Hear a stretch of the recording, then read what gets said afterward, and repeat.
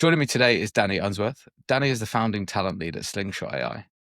Before Slingshot AI, Dani was the first talent hire for a number of high-profile businesses, including Nate, Incident IO, and was early on at Checkout. Over the course of her career, Dani has helped more than 300 people find new great roles and has always had an emphasis on innovative branding and candidate experience campaigns. Thanks for joining us, Dani. Glad to have you here. Thanks for having me, Paddy. Awesome. So it'd be great if we could start with just a bit of a background on you, a bit of background about your experience, maybe talk us through some of the journeys you've been on. It'd be great to hear more about that. Absolutely. So I started out like many people in agency recruitment, working on the .NET desk across Hertfordshire and London. Through a cold BD email, I actually landed at checkout.com. They didn't use agencies, but invited me in. So I joined them as their first technical recruiter in London. I was with them for nearly 3 years, looking after their premium products across London, Berlin, and Paris. And they went from 200 people to 1,500 in the time that I was there. I then went on to a smaller startup, a company called Nate, which worked in the AI one-click checkout world.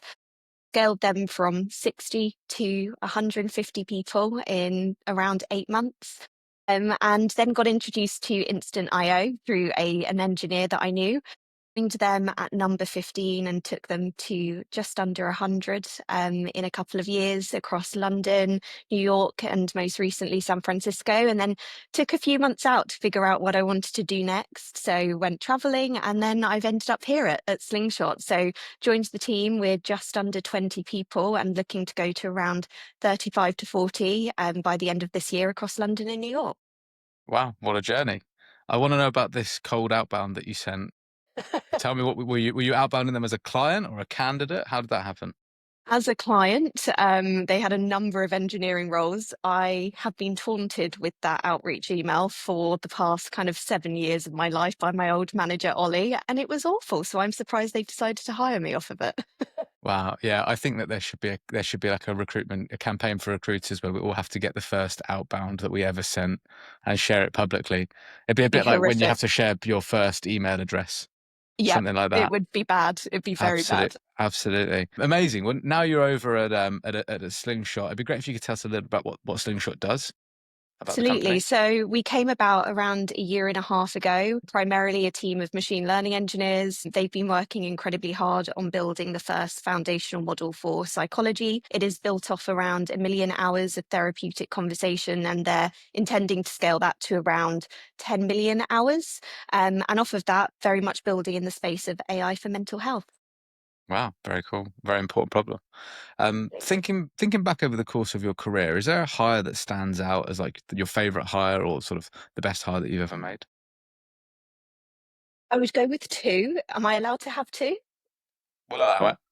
Okay, great. One is in the talent world. So it was a girl called Meg Batterbury who was on my team at Instant IO. She was the epitome of, making an impression on an interview process, going above and beyond. She was coming into a talent ops role, and she had gone away and rewritten all of our emails, figured out plans of how she would come in literally in the first couple of weeks and what she would change for the candidate experience. And I was kind of blown away by it. And she joked, but she did leave that interview going, if I don't get the job, I will just turn up on Monday. She ended up working for me for nearly 2.5 years. And she was just one of those people that was just such like a go-getter. Nothing was out of her scope. For me to hire a talent ops person as a first hire into a talent team is always a little bit questionable. Normally you would expect to hire another recruiter, but what I wanted was to be able to supercharge my own abilities and complement it with someone that was really strong on that side of things. And our partnership led to us hiring like a tremendous amount of people just between the two of us. And then my second one, another one at Incident, Alicia Collymore, engineering manager, seeing what an engineering manager can do to an engineering team through kind of people management, motivation, encouragement, and processes was just transformational for Incident. And she obviously, both of them are still there today, having huge impact. It's awesome. Thinking back, what do you think the difference is between a good and a great hire? I think this massively comes down to mentality, and I'm going to focus it a little bit into the startup scale up world rather than, the corporate environment. But these individuals need to be incredibly adaptable. I think if me and you were to look at the job descriptions that we've applied to over the years and looked back on 2 weeks into the job, we'd probably go, this is a completely different job to what I signed up to. It is forever changing in this environment. Company goals, company OKRs are changing on the weekly rather than the quarterly. And you have to have individuals that are comfortable with that, are comfortable rolling up their sleeves, going into a different domain. Even here, I am 6-7 weeks in.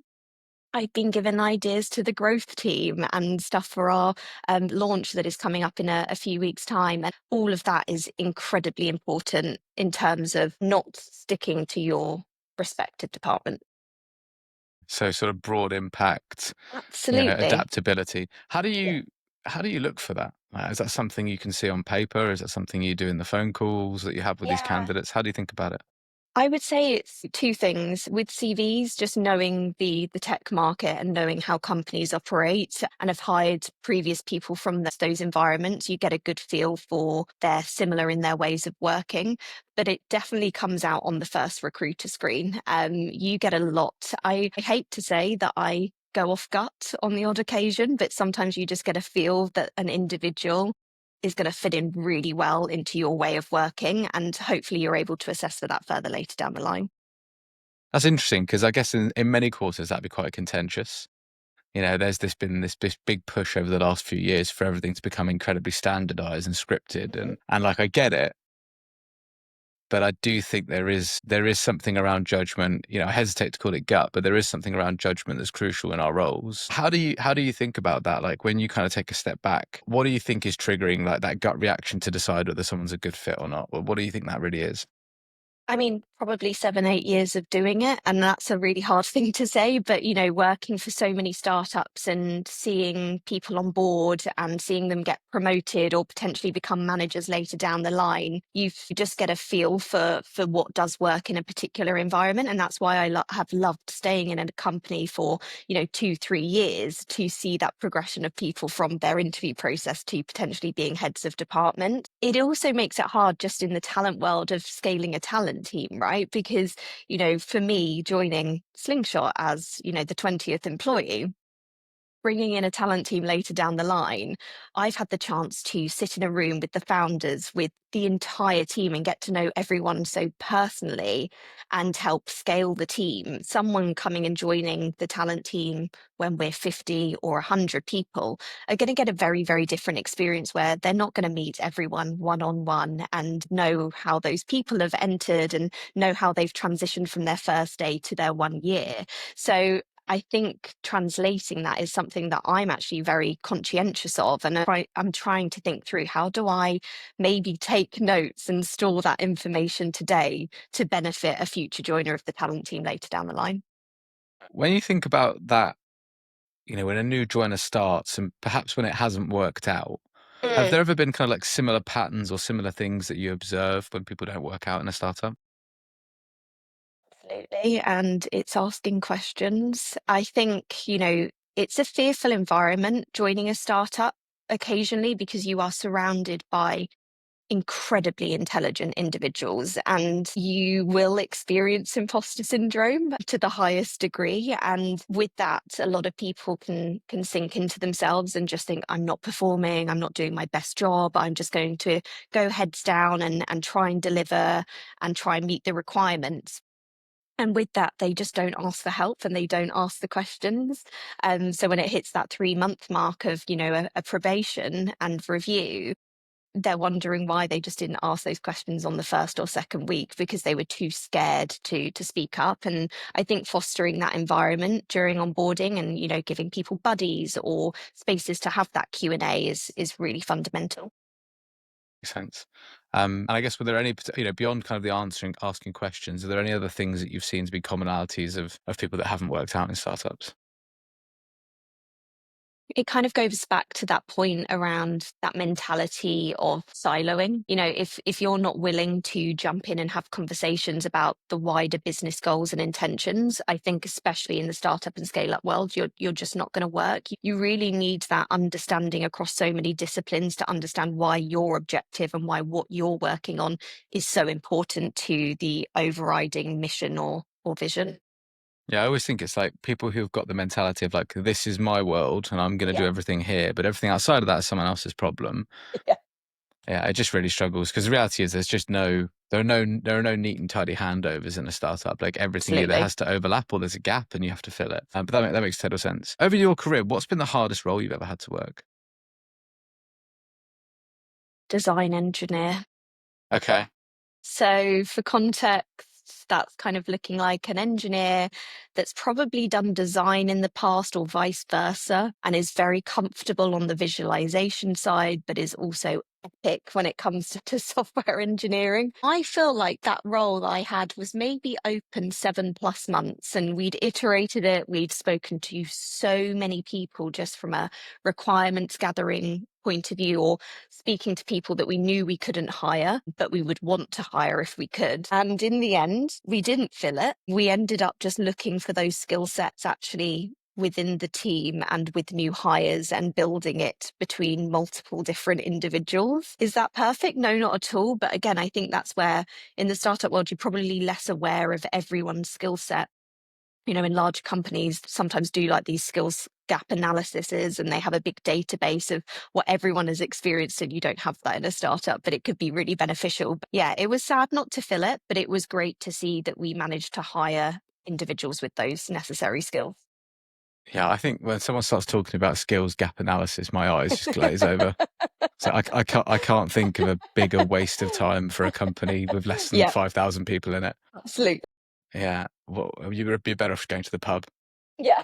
Like honestly, that's really interesting. I find it quite fascinating. Over the last sort of 10 years in tech, there's been this kind of ebb Mm. and flow where it used to be that programmers were quite general. Then we Yeah. had this period of like intense specialization where, people Mhm. would be dedicated DevOps, back end, front end, infrastructure, web dev. Like they'd be they're very niche in their skills, and like Mm. we expected to assemble teams of people who had very different skills, and work would be distributed in that way. You would have different component teams. um, Increasingly now, we're working with 20 or more clients in London at the moment. Yeah. The number one hire that everyone is looking for is a product engineer. Engineer. I knew and, you w- were going to say it. and when they say that, what they actually mean is a full stack engineer that can think about the product and that cares about users and thinks about usage and thinks about retention and the various other business metrics. Mhm. You know, 5 years ago, maybe five, I don't know if five is the right number, but a few years ago, that would have been the task of a product manager and a BI team and a product analyst and then a front end Mhm. engineer and a full stack. Yeah. And so it's interesting to see how these roles kind of like get decomposed and then recomposed. But the reality is that like I have seen companies bolt different skills together, call it a role, and then look for that role and spend years looking for someone that can do both, only to then break it apart and hire two people and get them to work together. Yeah. I think design engineer is a really interesting one because I actually think that the ground's moving on that a little bit as well, because there is a moment in time coming where I think the design skill will be more important than the front end skill, because it Agree. seems quite likely to me that if you have taste and you can design, that Mm. a Lovable, a Cursor, a Windsurf, a Bolt, or whoever will probably be able to take that and build the front ends without those skills necessarily. And so there's been a lot made about how the idea of like these tools mean that we don't need product managers. I wonder if it's the other way around. I wonder if product managers don't need engineers.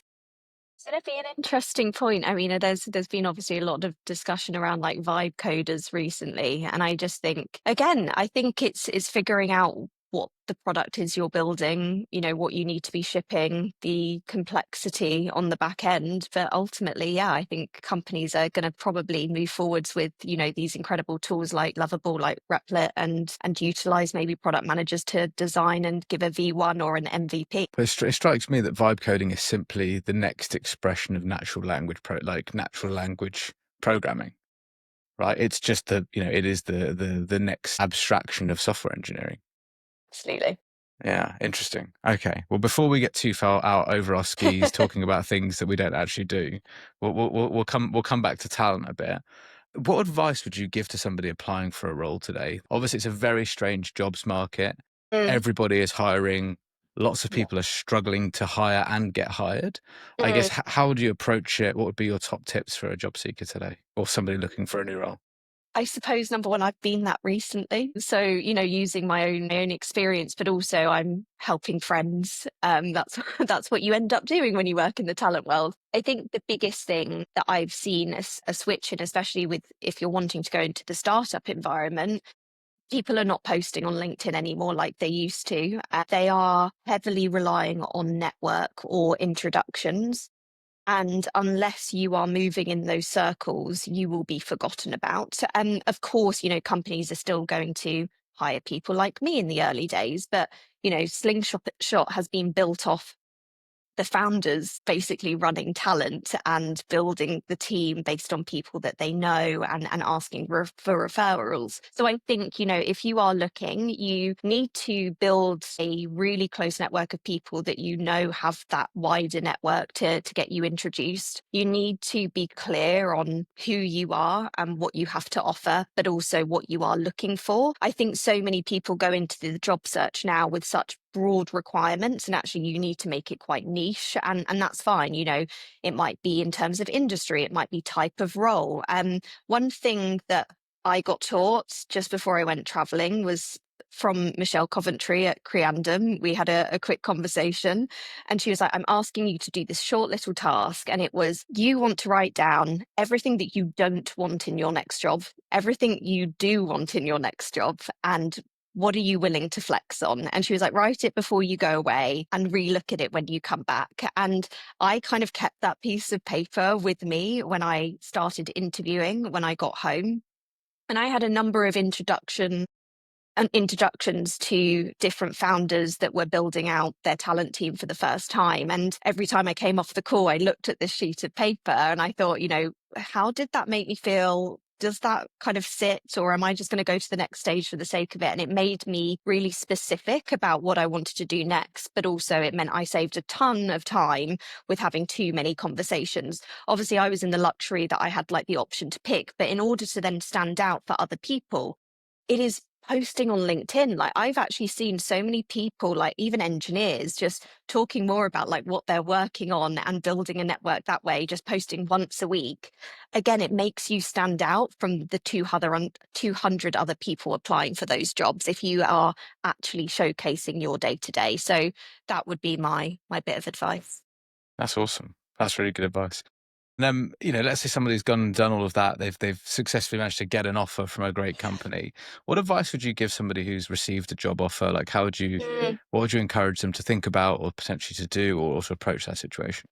Yeah, I think number one, refer back to that piece of paper that I recommended, just because I think you can get caught up in the excitement of receiving a job offer and not totally thinking through whether it is the correct next move. And sometimes maybe you're better waiting another month to find the right opportunity.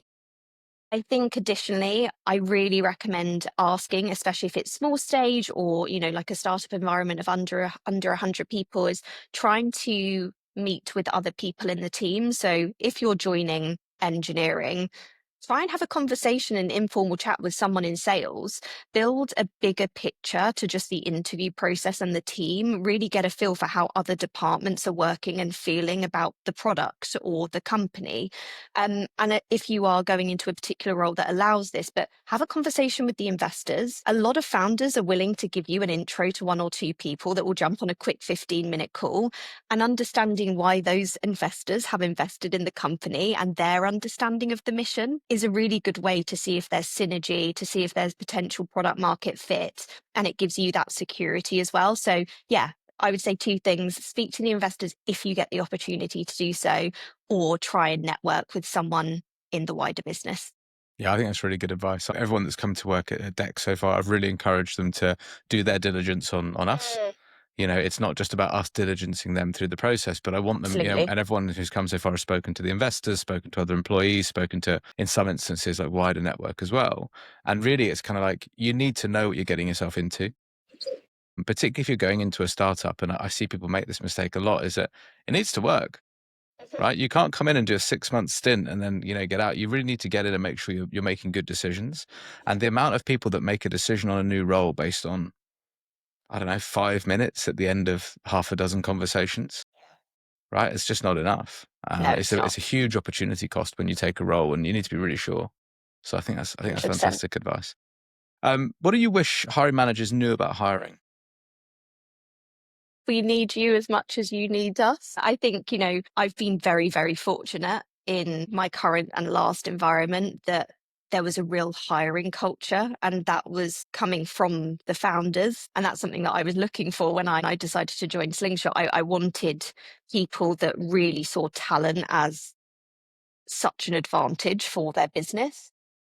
That's made it easier for me with hiring managers. But I think sometimes in teams, the hiring managers think that recruitment is just like 90% on the talent team and then just 10% them, which is just maybe interviewing. That communication piece is so important, and actually having them involved in the process, them reaching out to candidates, them thinking about the profile in more detail and coming with ideas is actually incredibly important. And so often they'll just sit back and be like, oh, the pipeline's still not looking great, or not sure about the candidates. And then you ask them, you go, who do you want me reaching out to? Like, who do you actually want me to target? Give me 5 names. And if they can't answer that, there's a real disconnect of like, if you couldn't do it, why should you expect me to find the person? So I think, understanding that there needs to be like this perfect partnership, and it's coming like 50-50 is really, really important.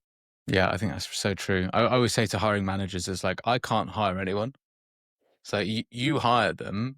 Yeah, I help you to do that more effectively. absolutely. And I think a lot of the time, with particularly less experienced hiring managers, where they think they're outsourcing the problem Mhm. and their job starts at onboarding, that's typically where the problems start, I think. How do you approach that with hiring managers? Like you say, you've been fortunate to work at a few companies where there's been a strong hiring culture, but Mm, that's not true of all businesses. I guess no. what can somebody in a talent role do to improve that, or do to kind of make that a better situation?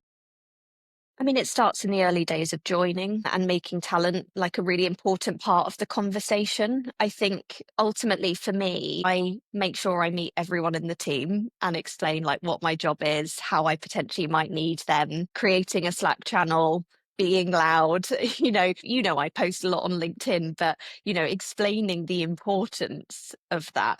It's not just sharing a link, it is branding not only for the company, but it's branding for hiring. It's the communication piece of why are you doing what you're doing and why do I need you? I think sometimes that isn't explained enough, and it's just like, can you go and do that for me? Or can you go and like this for me? But it's the why. And if you can do that, they will start to understand why you're taking them on the journey. Yeah, totally agree. What do you wish candidates knew about recruitment? It's so hard, but it is really hard. I think the other thing that I would say is I've thought a lot about this actually in the last couple of years. Beforehand, when I used to do debriefs, we were purely debriefing on the interviews, the conversations that had happened, the positives, the reservations by every individual that had met the candidate. And then something that I started doing was, how were they to schedule? What was their communication like with the talent team? Were they easy? Were they grateful? Did they show interest? Were they jumping on calls when we offered them feedback sessions? That was something that I always try to do, is offer, if you want to get feedback on the previous interview to help you prepare for the next one, whether they took the time. That actually told me so much about the individual and their way of working, which we didn't get in the interviews, but would actually give us really high signal on how they would work internally. And maybe there was disconnect in terms of ways of working and cultural alignment, that we actually made it a part of the debrief. And it was like the first few minutes of like, actually, how was the coordination? How was the scheduling? How was the communication with the talent team? And actually, you would be surprised that we rejected people purely off of that, even though that they had got strong scorecards throughout the interview process. I'm not surprised at all. It's a modern version of the receptionist test, right? It is exactly that. Yeah, Yeah. yeah. Oh, very interesting. Okay. So I guess the clue there for candidates is like, put your best foot forward in all aspects of it, right? Every single aspect, not just the interview. Amazing. Well, Dani, look, that's been super fascinating. Thank you for sharing your experience and your journey with us. We'd love to have you back in the not too distant future.